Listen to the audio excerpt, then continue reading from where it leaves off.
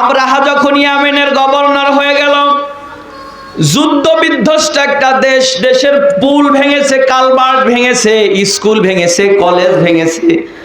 কিতাবের ভিতরে এসেছে আবরাহা ওই দেশে যখন গভর্নর হয়ে গেল, নাজ্জাশীকে ডেকে বলে, স্যার, ও স্যার, আমি নতুন করে দেশটাকে সাজাবো, ইয়ামেনকে আমি নতুন করে সাজাবো, যত টাকা পয়সার দরকার আপনি পাঠাবেন, আমি শুধু নিজের মতো করে ইয়ামেন শহরটাকে সাজাবো।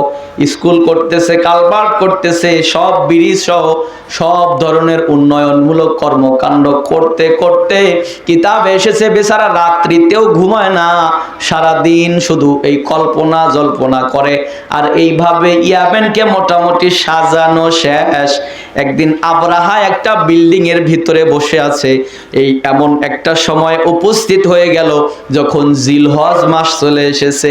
জিলহজ মাস আসার পরে ইয়ামেনের ধনী ব্যক্তি যারা ছিল, ইয়ামেনের মানুষেরা ওই সময় হজে তো আপনারা জানেন উটের পিঠে চড়ে, গাধার পিঠে চড়ে, ঘোড়ার পিঠে সাওয়ার হয়ে তারা হজের উদ্দেশ্যে যেত।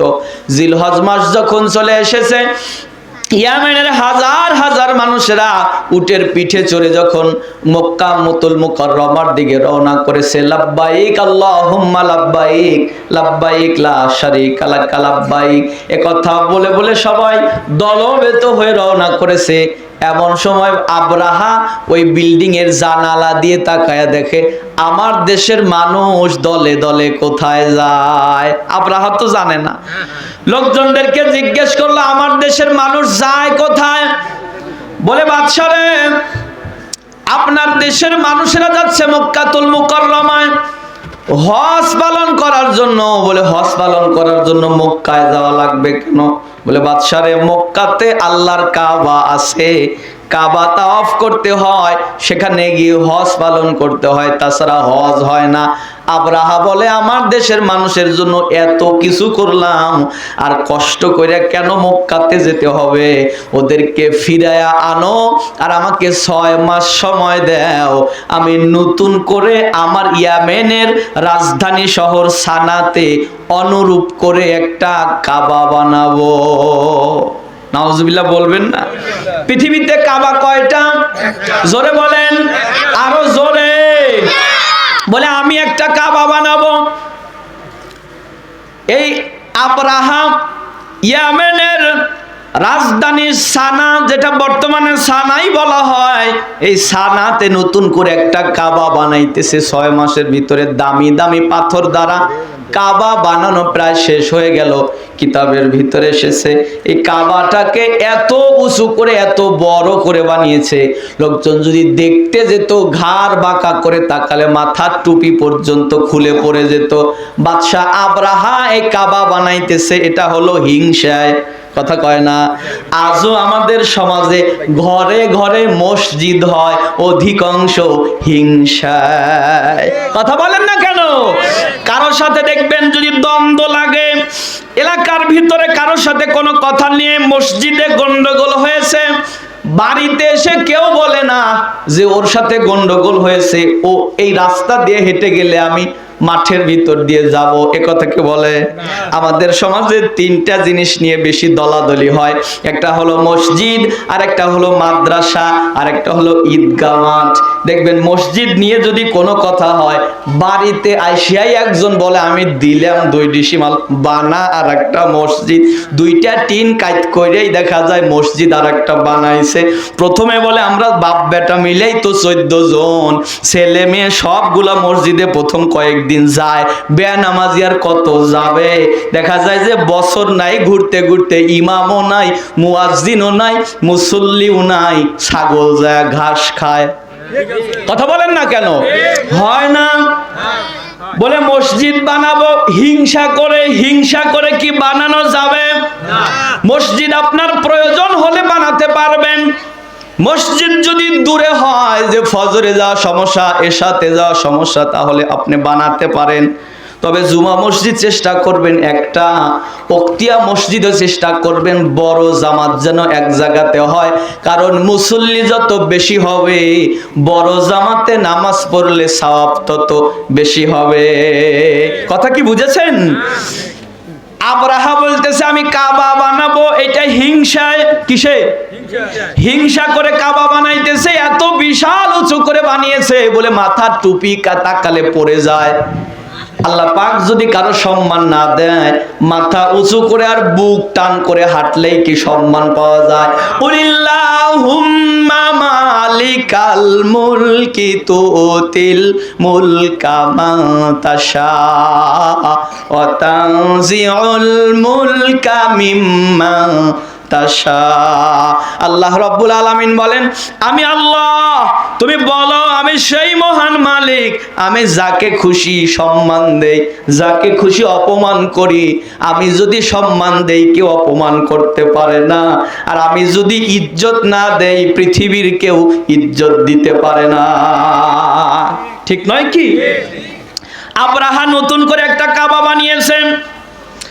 কাবা বানানো শেষ, নাজাশির কাছে চিঠি লিখলো বাদশাহ নামদার, আগামী 15 তারিখ শনিবার আপনি এসে আমার কাবাকে উদ্বোধন করে দিয়ে যাবেন। নাজাশি চিঠির জবাবে লিখলো, ঠিক আছে, আমি আগামী শনিবার 15 তারিখ শনিবারে আমি যাব, দুপুর বেলা তোমার ওই কাবাকে আমি উদ্বোধন করে দিয়ে আসবো। বলে ঠিক আছে। আজকের রাতটাই চলে গেলে আগামীকাল শনিবার এমন একটা রাত্রিতে মক্কাতুল মুকাররমা থেকে 9 জন যুবক ইয়ামেনে ব্যবসার উদ্দেশ্যে ঢুকে পড়েছে। সুবহানাল্লাহ।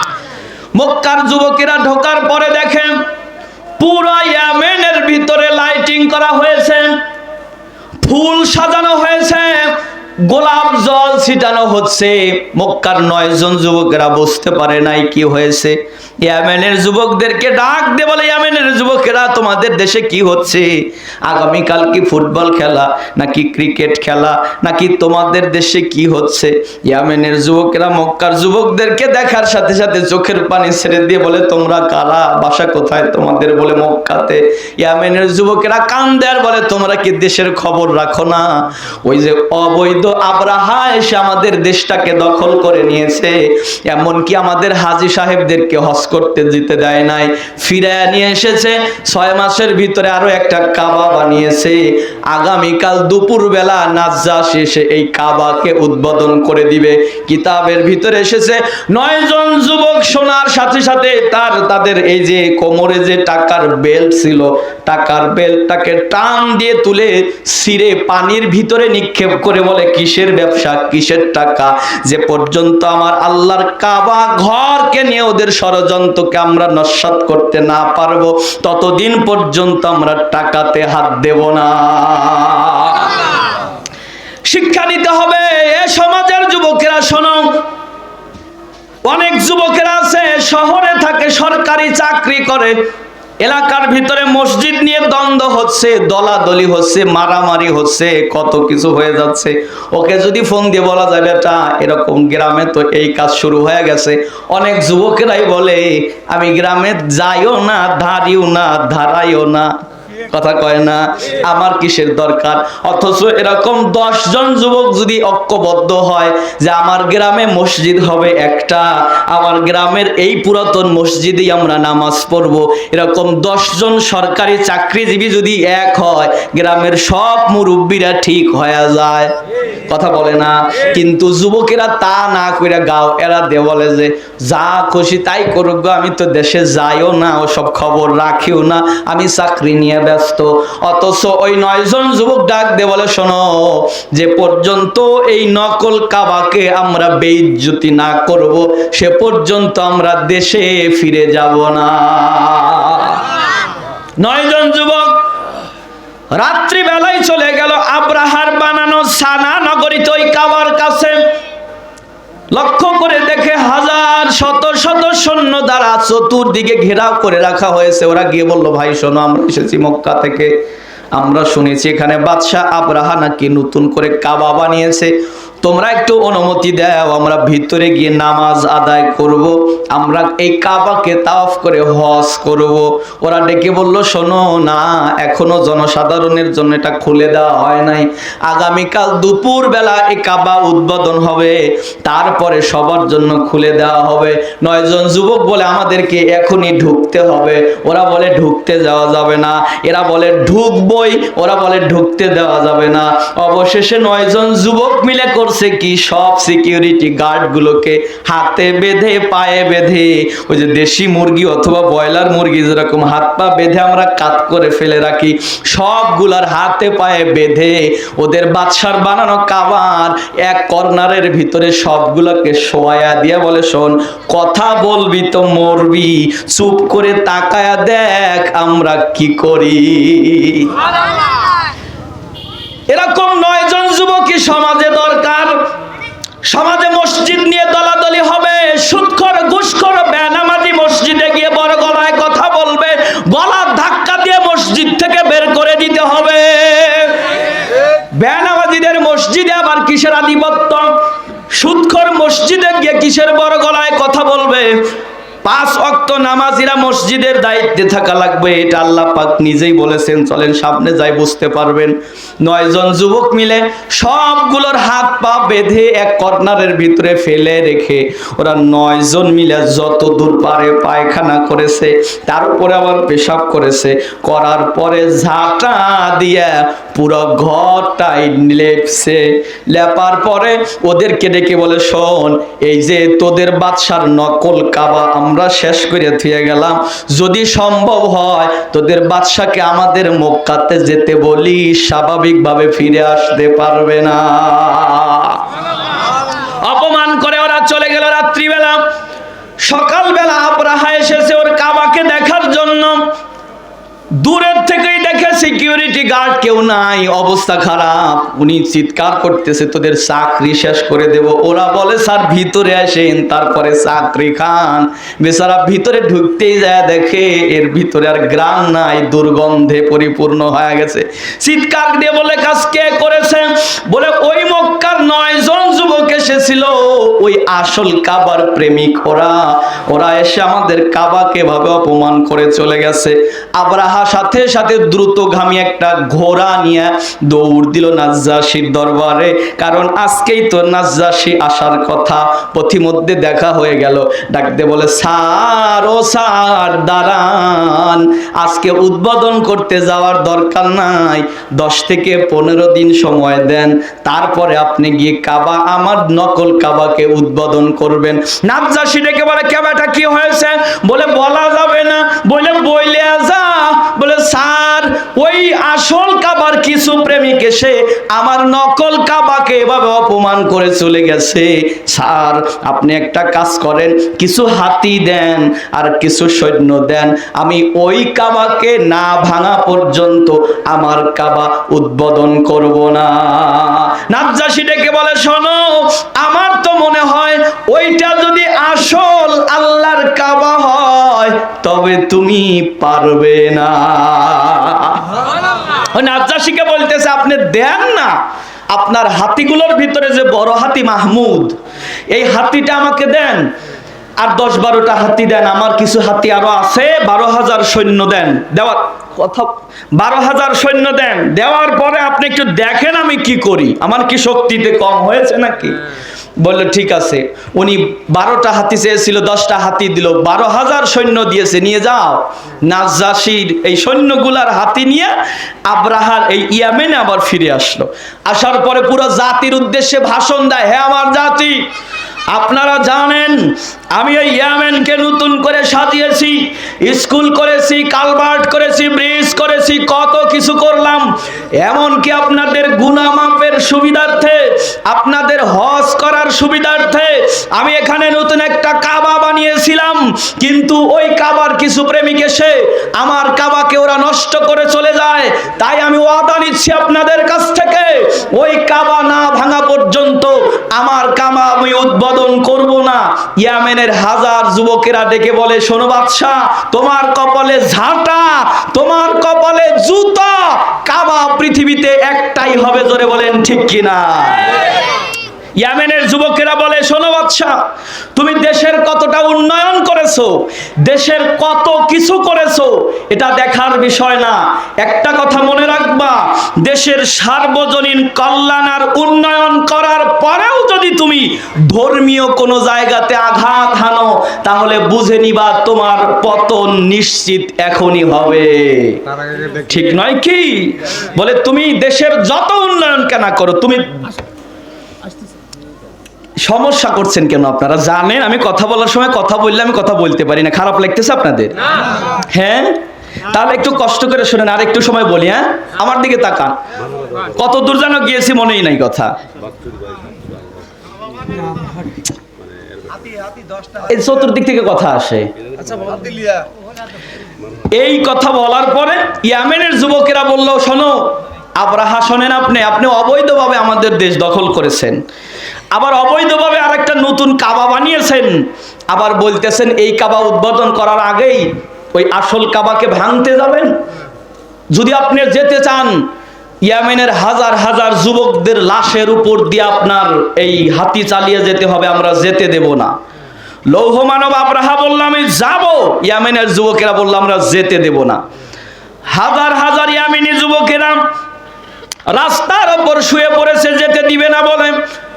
কিন্তু আবরাহা তার বড় হাতি মাহমুদকে সামনে নিয়ে এ যুবকদের উপর দিয়ে হাতি চালিয়ে দিল। শত শত যুবক যখন নিহত হয়ে যাচ্ছে, শহীদ হয়ে যাচ্ছে, ওই সময় তো ইসলাম ধর্ম আসে নাই, তখন খ্রিস্ট ধর্ম চলছিল। খ্রিস্টান একজন পাদ্রী এসে বলল, যুবকেরা শোনো, যে জালেম বাদশাহ শাহাদাতের মূল্য বোঝে না, তার সামনে জীবন দেওয়ার দাম নাই। তোমরা রাস্তার মধ্যে শুয়ে থেকে জীবন দিও না, ওঠো, চলো গির্জায় যাই, গির্জায় গিয়ে আমরা আল্লাহর কাছে দোয়া করতে থাকি। এই খ্রিস্টান পাদ্রী ইয়ামেনের শত শত যুবকদেরকে নিয়ে গির্জায় চলে গেল। ভিতরে গিয়ে চিৎকার করে কাঁদতেছে, আল্লাহ তোমার কাবাকে ও ভাঙতে যায়। আল্লাহ হাজার যুবক জীবন দিয়েছে, হাজার হাজার যুবকেরা এখানে এসে চিৎকার করে কাঁদতেছে, আল্লাহ তোমার কাবাকে যারা ভাঙতে যায় তুমি ওদের ঘাড় ভেঙে দাও। ইয়ামেনের যুবকেরা চিৎকার করে গড়াগড়ি করে কাঁদতেছে। পাদ্রীর কাছে ইলহাম আসলো, ধর্ম যাজকের কাছে ইলহাম আসলো, মোনাজাত শেষ করে দাও, আমার কাবাকে ও ভাঙতে গেছে, আমার কাবার নিরাপদ দূরত্বেই আমি ওকে ধ্বংস করে দেব। পাদ্রী যখন মোনাজাত শেষ করে দিল, যুবকেরা দেখে বলে, স্যার আপনি এত তাড়াতাড়ি মোনাজাত ছাড়লেন কেন? বলে ইলহাম এসেছে, ওরা আসল কাবাতে যাওয়ার নিরাপদ দূরত্বে থাকতেই আল্লাহ ওদেরকে ধ্বংস করে দিবে। শত্রুর ধ্বংস লীলা দেখা, এটার ভিতরেও কিন্তু এক প্রকারের আনন্দ আছে, ঠিক নয় কি? ধর্মযাজকদের ভিতরে একজন পাদ্রী বলল, স্যার কোথায় ধ্বংস হবে? বলে মিনা আর মুজদালিফা নামক জায়গাতে ওরা ওখানে ধ্বংস হয়ে যাবে। ওই পাদ্রীটা দেখে বলল, স্যার আপনি যদি অনুমতি দেন, সবার পক্ষে থেকে আমি যাব।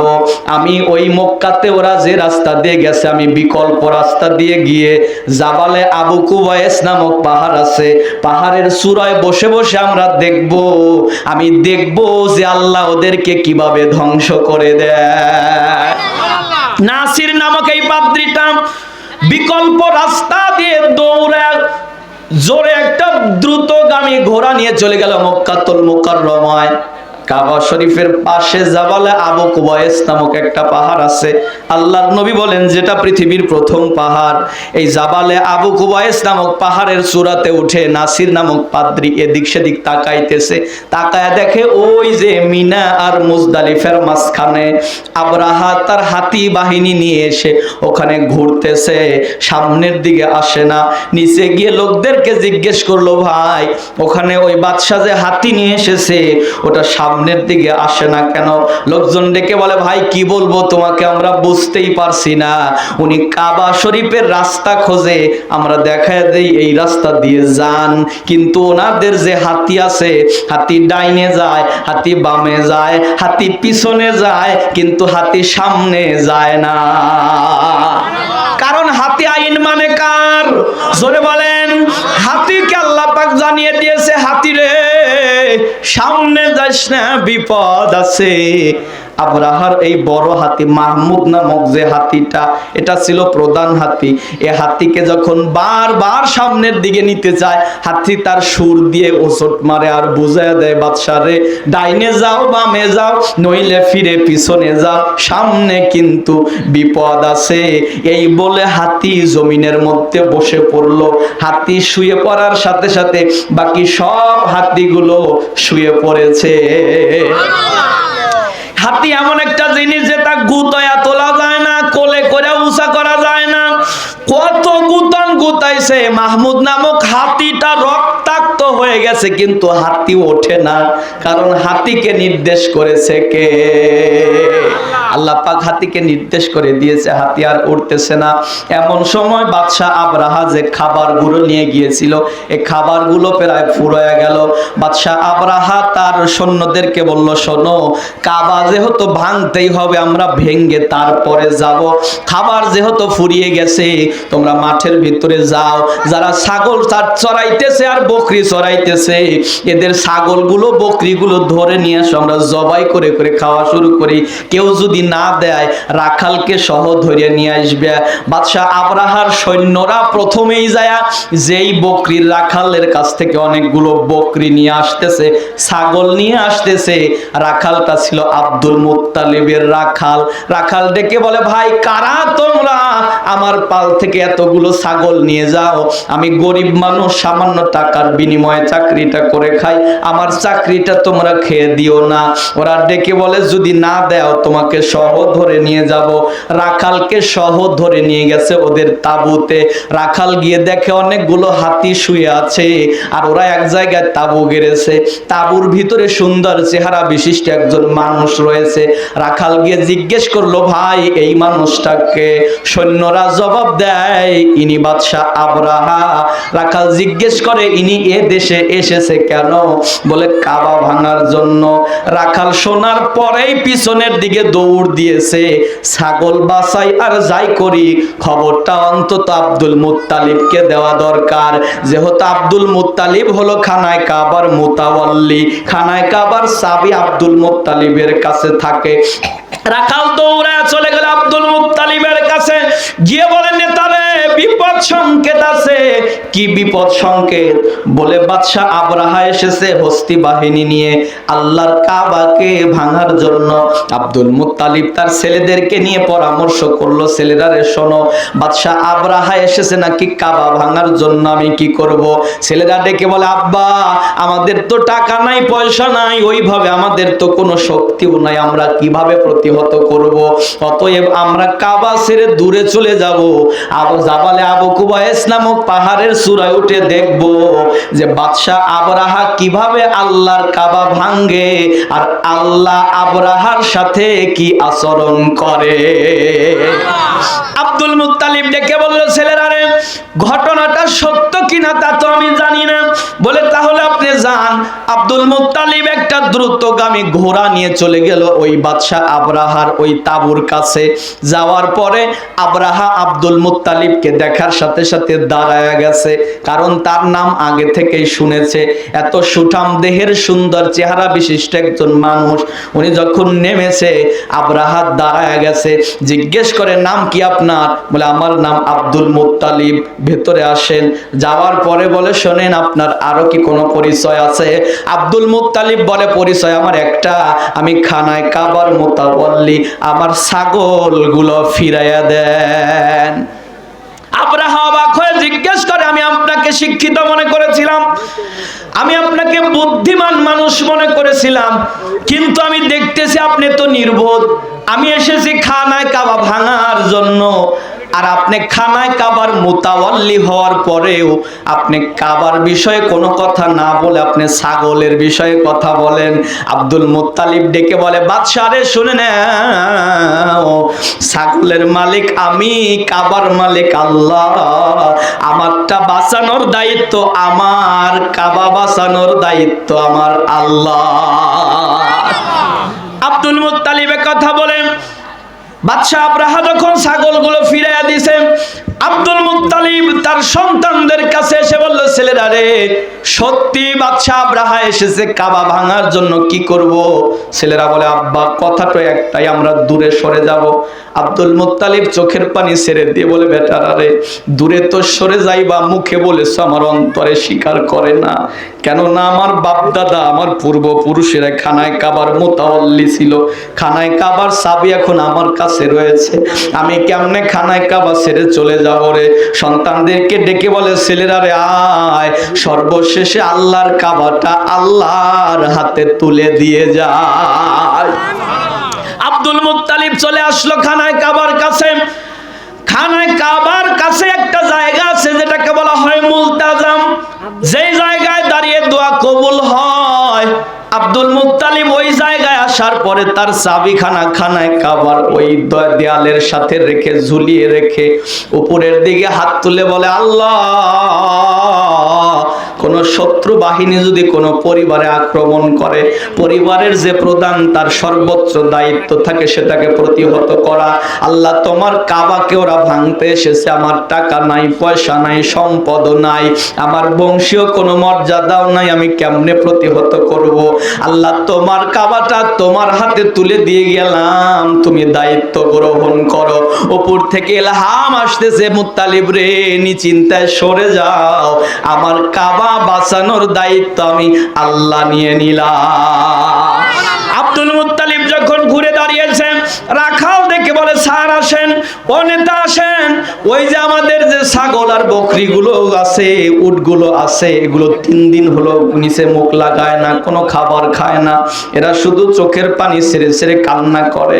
কারণ ওই সময় উট বকরিরাও বুঝিয়ে দিয়েছে, শোনো, খানায় কাবার সাথে তোমার অন্তরের যেন মহব্বত থাকে, মসজিদের সাথে তোমার অন্তরের যেন মহব্বত থাকে, তোমার মসজিদ নিয়ে দ্বন্দ্ব হলে তোমার ঘুম যেন না আসে, সমাধান না করা পর্যন্ত।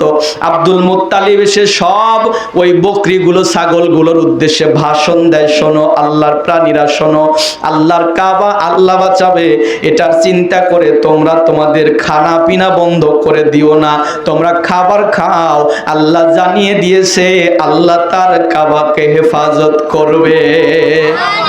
আব্দুল মুত্তালিবের বক্তৃতার শেষেই, আব্দুল মুত্তালিবের বয়ান শেষেই সব প্রাণীগুলো খাবার খাওয়া শুরু করে দিল। আব্দুল মুত্তালিব চিন্তা করতেছে, যেহেতু আল্লাহ জানায়া দিছে খানায় কাবাকে আল্লাহ পাক রক্ষা করবে, আর নিরাপদ দূরত্বে থাকতেই আব্রাহার বাহিনীকে ধ্বংস করে দিবে, তাহলে যেহেতু ধ্বংস হবে আমার তো একটু দেখা দরকার। এই বলে আব্দুল মুত্তালিব জাবালে আবু কুবায়েস নামক পাহাড়ের চূড়ায় চলে গেছে। কিতাবে এসেছে জাবালে আবু কুবায়েস নামক পাহাড়ের চূড়ায় একটা গর্ত ছিল, যেই জায়গায় 2 জন মানুষই বসা যায়। ওইখানে আব্দুল মুত্তালিব গিয়ে মাথা ঢুকাইছে, আরো একটা মাথার সাথে গুতা লেগেছে। ওই মাথাটা কোন মাথা? কন্ত দেহি। হ্যাঁ, ওই যে ইতিপূর্বে, হ্যাঁ, পাদ্রির মাথা। ওই যে পাদ্রি যে আগেই এসে গুহার ভিতরে বসে রয়েছে, হ্যাঁ, পাদ্রির সাথে যখন গুতা লেগেছে, পাদ্রি বলে ইন্না লিল্লাহ, কে তুমি? আব্দুল মুত্তালিব কয় তুই কে? বলে আমি নাসির, বাড়ি কোথায়? বলে ইয়ামেনে। তুই এখানে কে? বলে ভিতরে আসেন তারপরে বলি।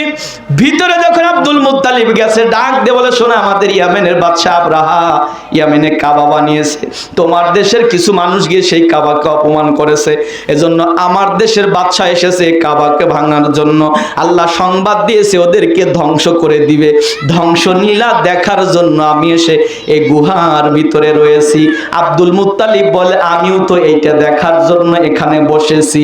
নাসিরের সাথে আব্দুল মুত্তালিব কথা বলে। আব্দুল মুত্তালিব প্রথমেই জিজ্ঞেস করে, নাসির তুই এই গর্তে কয়দিন হলো রয়েছিস? বলে 3 দিন যায় 4 দিনে পা রেখেছি। আব্দুল মুত্তালিব দ্বিতীয় প্রশ্ন করে, নাসির রে এই 4 দিন হলো তুই খাস কি? সুবহানাল্লাহ।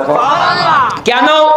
বলে জাহিলি যুগের মানুষদের যত গুণাবলী ছিল এর মধ্যে অন্যতম গুণাবলী হলো অতিথি পরায়ণতা, এদের ভিতরে এই গুণটা ছিল। রাত্রিবেলা কোনো শত্রু গিয়ে যদি আশ্রয় চাইতো, তারা আশ্রয় দিত, খাবার দিত, নিরাপদে থাকতে দিত।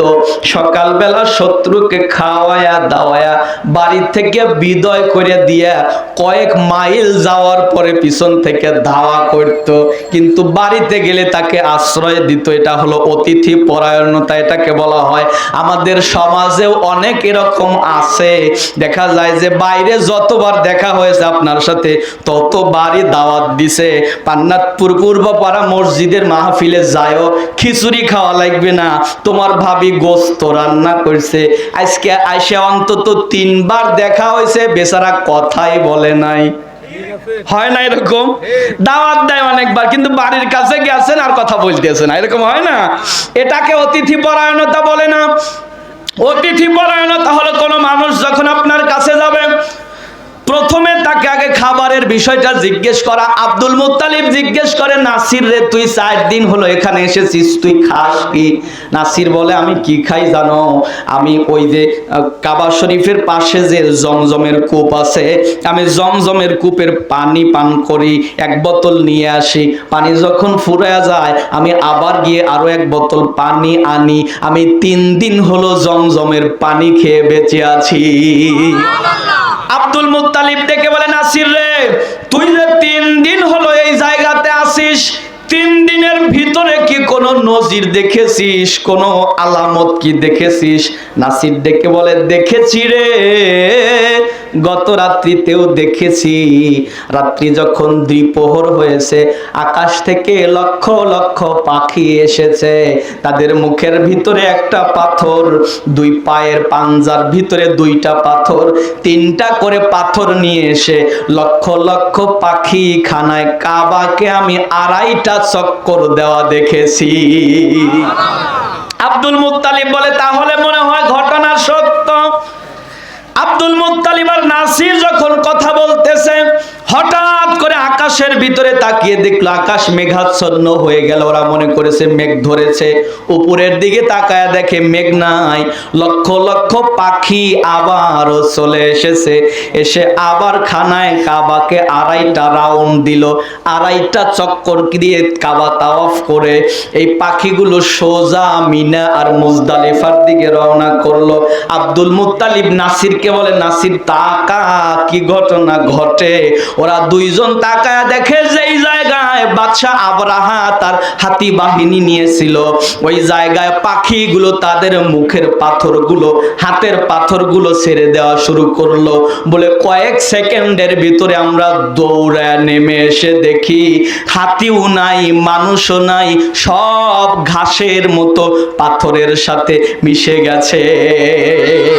আব্দুল মুত্তালিব বলে, আমি তাকিয়ে দেখি একটা পাখি তখনও পর্যন্ত আকাশের মধ্যে ঘুরতেছে, ঠোঁটের ভিতরে একটা পাথর নিয়ে। ওই পাখিটা আস্তে করে উড়াল দিয়ে গ্রামের ভিতরে চলে গেল, একটা ঘরের উপরে ছেড়ে দিল। ঘরের টিন ছিদ্র, ওই আপনার চাল ছাদ ছিদ্র হয়া ঘরের ভিতরে একটা সৈন্য পালিয়েছিল আবরাহার, ওর মাথার ওপর পড়ে পায়খানার রাস্তা দিয়ে পাথর বের হয়ে গেল, লোকটা জায়গায় মারা গেল। আব্দুল মুত্তালিব বলে, আমি পাথরটা উঠে দেখি পাথরের অপর পৃষ্ঠায় এই লোকটার নাম লেখা রয়েছে। আব্দুল মুত্তালিব বলে, এটা আমরা যখন লক্ষ্য করলাম, ওই যে মাহমুদ হাতি মনে কি আছে, বড় হাতিটা তখনও পর্যন্ত ধ্বংস হয় নাই। ও হাতির উপরে চড়েছিল আবরাহা। আবরাহার শরীরের উপরেও যখন পাথর পড়তেছে, আবরাহা কিন্তু ওই মক্কাতে মরে নাই। আবরাহার শরীর থেকে মাংসগুলো খসে খসে পড়তেছে। আর মাহমুদ হাতি আবরাহাকে পিঠে নিয়ে দৌড়া ইয়ামেনের নগরী সানাতে চলে এসেছে। সানায় এসে দেখা দেয় ইয়ামেনবাসী, দেখো আল্লাহর ঘর নিয়ে যারা বিরোধিতা করে তাদের পরিণতি কি হয়। আবরাহার শরীর থেকে মাংস খসে পড়ে গেল। আবরাহার নিচে যখন পড়ে গেল, ইয়ামেনের জনগণ এসে জুতা দিয়া আর ঝাঁটা দিয়া পিটায়া আবরাহাকে বিদায় করেছে। কিন্তু মাহমুদ হাতি তখনও পর্যন্ত মরে নাই। কেন মরে নাই? বলে 1000 মানুষের ভিতরে যদি একজন মানুষ আল্লাহওয়ালা হয়, ও মানুষটা যদি আল্লাহর পক্ষে কাজ করে, আল্লাহ হাজার বিপদের মধ্যেও তাকে বাঁচায়া দিবে। আর এখানে আব্রাহাকে আল্লাহ পাক কেন আবার ওই ইয়ামেনে নিয়ে আব্রাহাকে মৃত্যু দিল? আব্রাহাকে তো আসার পথে আল্লাহ মারতে পারতো, কিন্তু আল্লাহ তা মারে নাই। কেন মারে নাই? আব্রাহাকে বারবার সুযোগ দিতেছে, শোনো এখানেই শেষ করো, ভালো হইতে পয়সা লাগে না। তারপরেও যখন খানায় কাবার কাছে গেছে, আল্লাহ পাক বলেন কাবা হলো পৃথিবীতে একটা, ইন্না আউওয়ালা বুদিআ লিন-নাস আল্লাযী বিবাক্কাতিল মুবারাকা, পৃথিবীতে প্রথম ঘর হলো কাবা। কাবা নিয়ে যারা বিরোধিতা করবে, মসজিদ নিয়ে যারা বিরোধিতা করবে, আল্লাহ বলে আমি ছাড় দিলেও ছেড়ে দেব না। আলাম তারা কাইফা ফাআলা রাব্বুকা বিআসহাবিল ফিল। আল্লাহ পাক বলেন আলাম তারা, হে রাসূল আপনি কি দেখেন নাই? অথচ এ ঘটনা ঘটেছে আল্লাহর নবী পৃথিবীতে আসার 50 দিন আগে। কয়দিন আগে? ঘটনা ঘটেছে নবীজি পৃথিবীতে আসার 50 দিন আগে। ঘটনার বিবরণ দিতেছে যখন নবীজির বয়স 50 বছর, মানে 50 বছর আগে কি ঘটেছে এই ঘটনাটা আল্লাহ পাক জানায়া দিয়ে বলে আলাম তারা কাইফা ফাআলা রাব্বুকা বিআসহাবিল ফিল। আলাম তারা, হে রাসূল আপনি কি দেখেন নাই? কাইফা, কি আচরণ করেছে, ফাআলা তাদের সাথে করা হয়েছে, বিআসহাবিল ফিল এই হস্তি বাহিনীওয়ালাদের সাথে। আলাম ইয়াজআল কাইদাহুম ফি তাদলিল, আল্লাহ পাক কি তাদের সব ষড়যন্ত্রকে নস্যাৎ করে দেয় নাই? আল্লাহ পাক বলে যারা আমার ঘর নিয়ে ষড়যন্ত্র করবে, বিরোধিতা করবে, সারা রাত ওরা জাল বুনাবে, সকালবেলা হালকা একটু বাতাসে ওদের ষড়যন্ত্রের জালকে আমি নস্যাৎ করে দেব। তাহলে পৃথিবীতে কাবা কয়টা? জোরে বলেন, আরো জোরে। পৃথিবীতে কাবা একটা। আল্লাহ পাক বলেন পৃথিবীতে কাবা হলো প্রথম ঘর। প্রথম ঘর হলো কাবা। এই কাবা থেকে মসজিদ উদ্বোধনের ইতিহাস কেমনে জানেন? আল্লাহ পাক পৃথিবী সৃষ্টি করার পরে প্রথম এই পৃথিবীকে জিন জাতিকে পাঠিয়েছিল পৃথিবীতে আবাদ করার জন্য। জিন জাতি এসে আল্লাহ পাকের হুকুমের অবাধ্য হয়ে গেল। তারা অবাধ্যতা যখন শুরু করে দিল, আল্লাহ পাক ফেরেশতাদেরকে পাঠিয়ে দিল, ফেরেশতারা তোমরা যাও জিন জাতিকে তাড়ায়া জঙ্গলের মধ্যে তাড়ায়া দিয়া তোমরা ওখানে গিয়ে বসতি স্থাপন করো। ফেরেশতারা এসে ওখানে জিন জাতিকে তাড়ায়া দিল। জিন জাতি যখন জঙ্গলে আর পাহাড়ে বসবাস করতে লাগলো, পৃথিবীর দ্বিতীয় বাসিন্দা হলো ফেরেশতা। তাহলে পৃথিবীর দ্বিতীয় বাসিন্দা কারা? ফেরেশতা।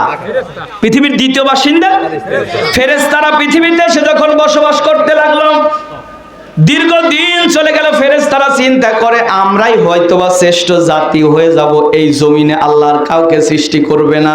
আল্লাহ পাক ফেরেশতাদেরকে ডেকে বলে ফেরেশতারা শোনো, ইন্নী জাইলুন ফিল আরদি খলিফা, আমি জমিনে প্রতিনিধি পাঠাতে চাই।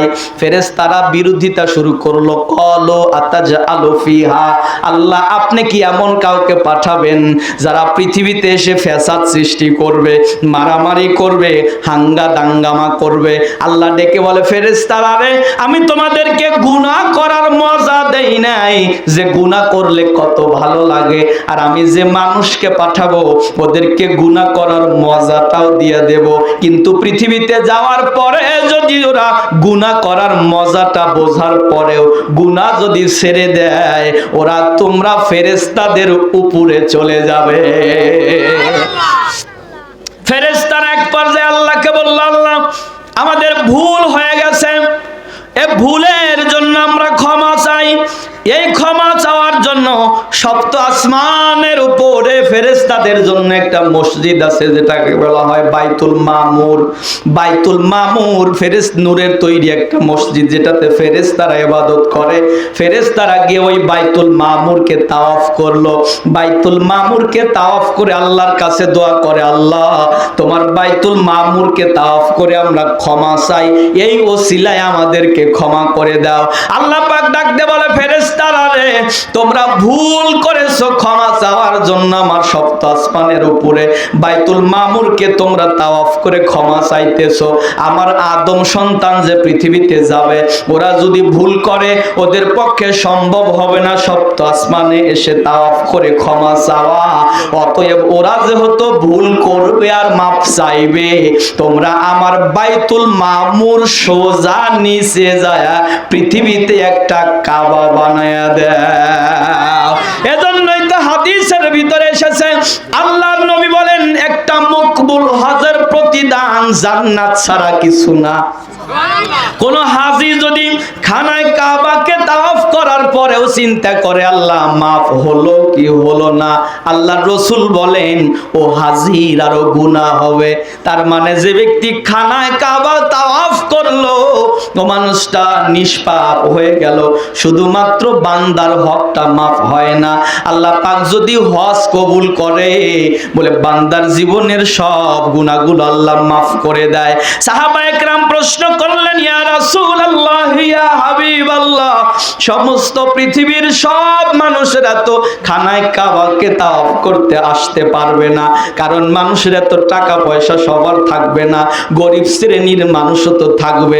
নবী আমার ডেকে বলে, সাহাবীরা শুনে নাও, পৃথিবীর যত মসজিদ আছে সব মসজিদগুলোর মেম্বারগুলো কাবার দিকে মুতাওয়াজ্জু করা থাকবে। এই কাবা থেকে সব মসজিদগুলো চতুর্দিকে সরানো থাকবে।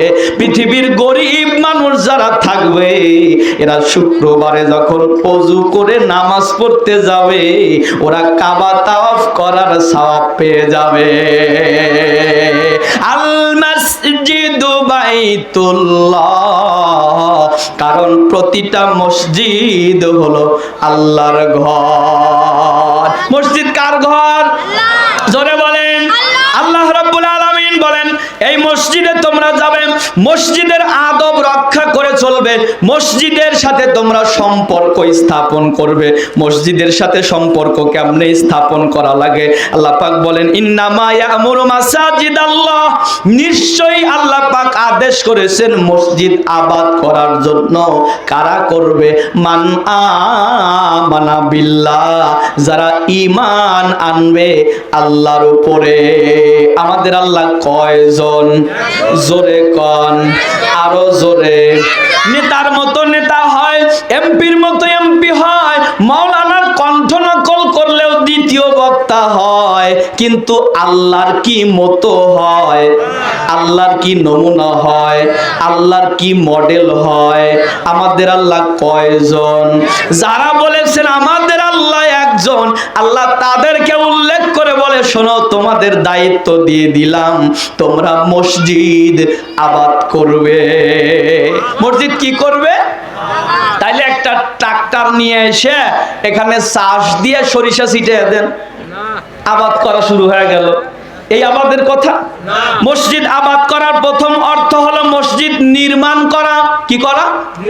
মসজিদ নির্মাণ করা। আল্লাহর নবী বলেন, মান বানা লিল্লাহি মাসজিদান বানাল্লাহু লাহু বাইতান ফিল জান্নাহ, কেউ যদি একটা মসজিদ বানায়, আল্লাহ তার জন্য জান্নাতে একটা ঘর বানায়। সুবহানাল্লাহ। মসজিদ আবাদ করার প্রথম অর্থ হলো মসজিদ নির্মাণ করা। সাহাবায়ে কেরাম প্রশ্ন করলেন, হে রাসূল, মসজিদ, একটা মসজিদ তো একটা মানুষের পক্ষে বানানো সবার পক্ষে সম্ভব না, কারণ এত টাকা তো সবার নাই। নবী আমার অপর হাদিসে বলে, সাহাবীরা রে শোনো, কেউ যদি মসজিদ বানাতে গিয়ে একটা পাখির বাসা পরিমাণ অংশ নেয়, পাখির বাসার ভিতরে ছোট্ট বাসা হলো টুনটুনির বাসা, তার মানে এতটুকু জায়গাও যদি কেউ অংশ নেয়, একটা ইট কিনেও যদি মসজিদে সহযোগিতা করে, আল্লাহ পাক তাকে একটা মসজিদ বানানোর সওয়াব লিখে দেয়। এজন্য মসজিদের সাথে সম্পর্ক রাখা। হাদিসের ভিতরে এসেছে আল্লাহর নবী বলেন, যে ব্যক্তি চায় আল্লাহ তার দিলের ময়লা পরিষ্কার করে দিক, সে যেন আল্লাহর ঘর মসজিদকে পরিষ্কার করে। নবীজি বলেছেন, কোন মানুষ যদি মসজিদের ছোলা পরিমাণ ময়লা ফেলে দেয়, এই ছোলা মানে বুটের ডালের ছোলা না, বলে কোন মানুষ যদি সামান্য ময়লা মসজিদ থেকে ফেলে দেয়, আল্লাহ পাক তার আমল নামায় উহুদ পাহাড় পরিমাণ সওয়াব লিখে দেয়। কোন মানুষ যদি মসজিদকে আলোকিত করার চেষ্টা করে, একটা লাইট কেটে গেছে, আপনি 200 টাকা 250 টাকা 20 টাকা দিয়ে একটা লাইট এনে লাগিয়ে দিবেন। নবীজি বলেন, সাহাবীরা, আমার যে সাহাবী আমার মসজিদকে আলোকিত করার জন্য বাতির ব্যবস্থা করেছে, এই সাহাবী যখন মারা গেল, আমি নবী তোমরা নবী নয়, আমি যা দেখি তোমরা দেখো না, আমি লক্ষ্য করে দেখেছি রে, আমার সাহাবীর কবরটা আল্লাহ নূরে মুনাওয়ারা করে দিয়েছে। এজন্য মসজিদকে কেউ যদি আলোকিত করে, অপর একটা হাদিসে এসেছে, কেউ যদি মসজিদে একটা চটাইয়ের ব্যবস্থা করে দেয়, আল্লাহ পাক তার আমল নামায় 70,000 রহমতের ফেরেশতারা রহমত বরকত মাগফিরাতের দোয়া করতে থাকে। এই কথা শোনার পরে, এই হাদিসটা শোনার পরে আল্লাহর নবী লক্ষ্য করে দেখেন প্রতিদিন মসজিদকে যেন পরিষ্কার করে রেখে চলে যায়, নবীজি খুঁজে পায় না। পরের দিন আরো সকালে এসে দেখে কে যেন পরিষ্কার করে চলে গেছে, নবীজি খুঁজে পায় না। অনেক দিন আসার পরে একদিন আল্লাহর রাসূল একেবারে মধ্যরাত্রিতে প্রায় চলে এসেছে, এসে দেখে ওই এলাকা থেকে একটা মহিলা এসে মসজিদ ঝাড়ু দিয়ে মহিলা গোপনেই চলে যায়। এভাবে দীর্ঘদিন মসজিদ পরিষ্কার রইল। হঠাৎ করে একদিন নবীজি মসজিদে গিয়ে দেখে মসজিদ অপরিষ্কার। নবী আমার সাহাবীদেরকে ডেকে বলে, সাহাবীরা রে, ওই এলাকার ভিতরে কেউ কি মারা গেছে? সাহাবায়ে কেরাম ডেকে বলে, ইয়া রাসূলুল্লাহ, ইয়া হাবিবাল্লাহ, হ্যাঁ, একটা মহিলা মানুষ গত রাত্রিতে মারা গেছে। আল্লাহর নবী বলে, সাহাবীরা রে, তার কি জানাজা হয়েছে? বলে, হুজুর, আমরা নিজেরাই জানাজা করে তাকে কবরস্থ করে দিয়েছি। নবী আমার চোখের পানি ছেড়ে বলে, সাহাবীরা রে, আমাকে বলো নাই কেন? সাহাবায়ে কেরাম বলে, হে নবী, আমরা বুঝতে পারলাম না, গরিব একটা মহিলা, নাম কেউ জানে না, চেনেও না, ভালো পরিচয়, এই গরিব মানুষটা মারা গেছে, আমরা রাত্রি বেলায় তাকে কবরস্থ করেছি, আপনাকে জানানোর প্রয়োজন মনে করি নাই। নবী আমার কান্দে আর বলে, সাহাবীরা রে, আমাকে নিয়ে চলো ওই মহিলার কবরের পাশে। আল্লাহর রাসূল মহিলার কবরের পাশে গিয়ে হাত তুলে দোয়া করে, আল্লাহ, ও আল্লাহ, তোমার ঘরকে যে পরিষ্কার করেছে, তুমি তাকে জান্নাতে একটা ঘরের ব্যবস্থা করে দাও। সাহাবায়ে কেরাম কাঁদতেছে আর বলতেছে, মহিলা রে, তোর কপালটা ভালো, কারণ তোর কবরের পাশে স্বয়ং আল্লাহর নবী এসে দোয়া করতেছে। নবী আমার মোনাজাত শেষে ডেকে বলে, সাহাবীরা রে, কিয়ামত পর্যন্ত কেউ যদি আমি নবীর স্পেশাল দোয়া পেতে চায়, তারা যেন মসজিদের সাথে অন্তরখানা ঝুলাইয়া দেয়। কারণ কিয়ামতের কঠিন ময়দানে, যেদিন আল্লাহ পাকের আরশের ছায়া ছাড়া কোনো ছায়া থাকবে না, ওই দিন 7 শ্রেণীর মানুষ আল্লাহ পাকের আরশের নিচে জায়গা পেয়ে যাবে।